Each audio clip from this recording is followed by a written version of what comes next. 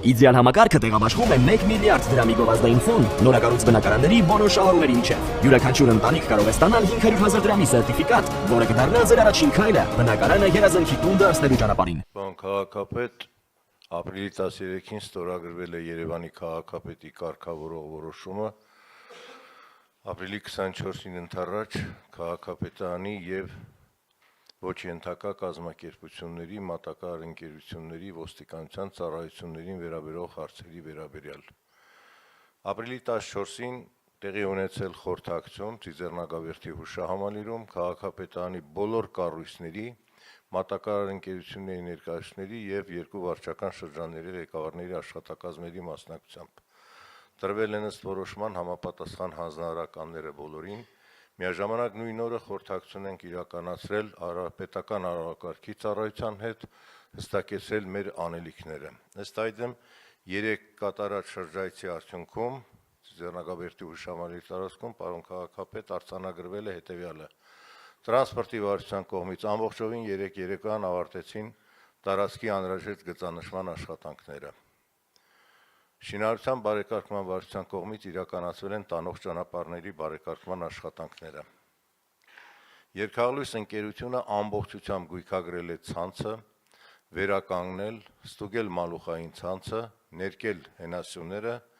եւ պատրաստ է շահագործման ամբողջ համակարգը։ Կանաչապատման աշխատանքները թերևս ծավալուններից մեկն էին, գրեթե 80%-ով ավարտված են ամբողջությամբ երեկվա դրությամբ, պարոն Բեգոյանի հետ քննարկել ենք,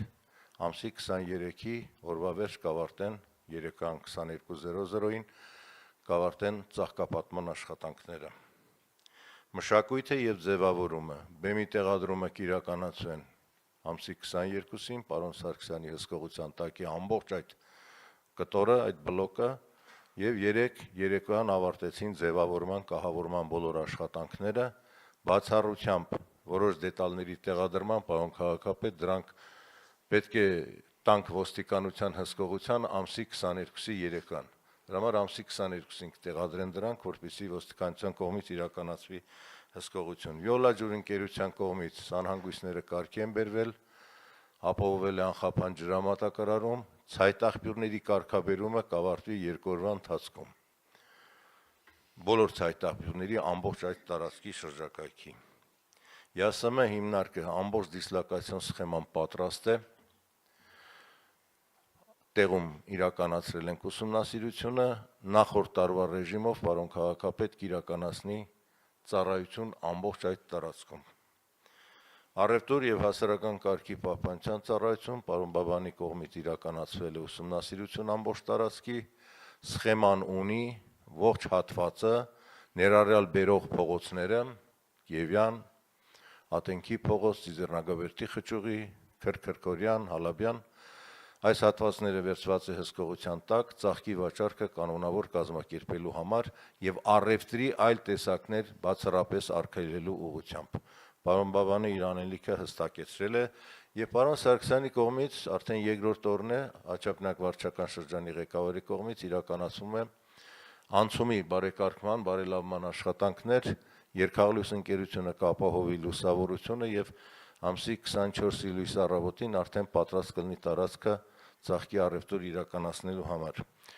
Բոլոր աշխատանքները պարոն քաղաքապետ իրենց ավարտը կունենան ապրիլի 23-ին 23:00, ես ձեզ կզեկուցեմ ավարտի մասին,